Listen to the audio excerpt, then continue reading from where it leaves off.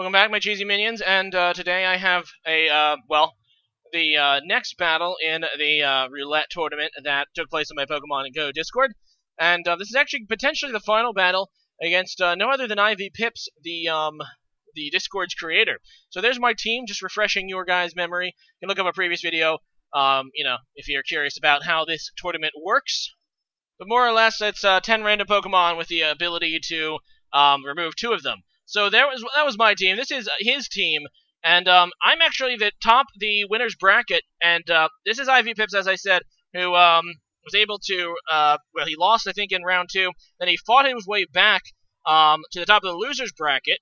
This is a double elimination tournament, so I have the opportunity right now to finish it off and take the tournament win, but if I lose here, I still have another chance with him in a rematch. So taking a look at his team, I mean, I actually had pegged his team and my team to be like the best 2 on paper, aside from another guy, Barfight. Unfortunately, he didn't get that far, but his team was ridiculous.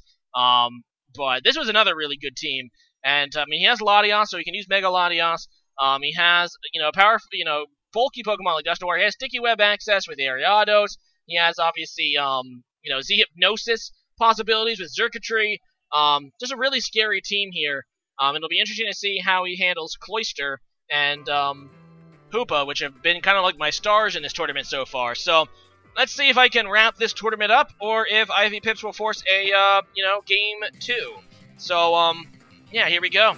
So yeah, there he is, and I'm just gonna go ahead and leave my Cloyster, and I do that because his team is actually kind of weak to ice. He's gonna go ahead and relieve the Frost Lash, though. Not what I wanted to see. I do have obviously the Rock move, Rock Blast, but I decide eventually to make the greedy play and go for the setup with Shell Smash. But then he makes a great play going for the taunt, and here he just outplays me perfectly. He just goes for that Destiny Bond, as I do go for the Rock Blast, and yeah, no Cloyster Sweep for me. Interestingly, Curse Body activates, and I continue with my attack. I had no idea that interaction was going to be that, but that's okay.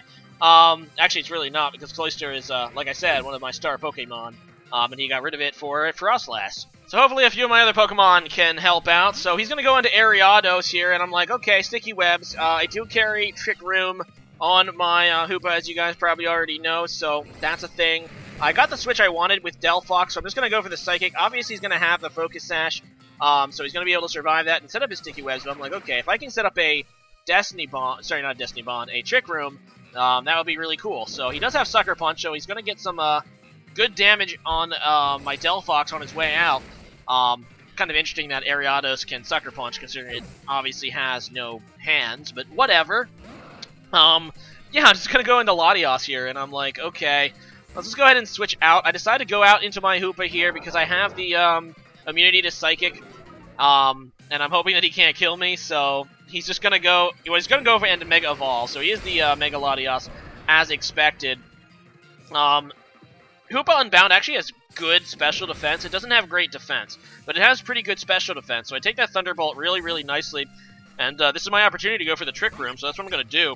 He's going to go out into his Ambipom, which obviously is really fast, but it does carry Fake Out, which is a really powerful stab, normal priority move that he can use first turn. And as you can see, that just shows you how weak Hoopa is defensively. It does a ton of damage, but now I'm going to be faster than him because Trick Room's still up. And I'm just going to go for the Brick Break, which is super effective. He ends up going to Primeape, and I am shocked. This just shows you how powerful Hoopa Unbound is. Takes out Primeape with a weak unstab move in Brick Break, of all things. I know Primeape doesn't have great defense either, but wow, I did not expect to kill. I expected it to, like, live. But, no, that's actually pretty amazing. Anyway, so he's going to go back into his Ambipom. Obviously, he wants to Fake Out again. And I'm just going to go out in my Dragonite because I don't want to lose my Hoopa. And now I'm just going to go and fire off the Dragonium Z because my Trick Room is still up, and Ambipom is a really fast Pokemon.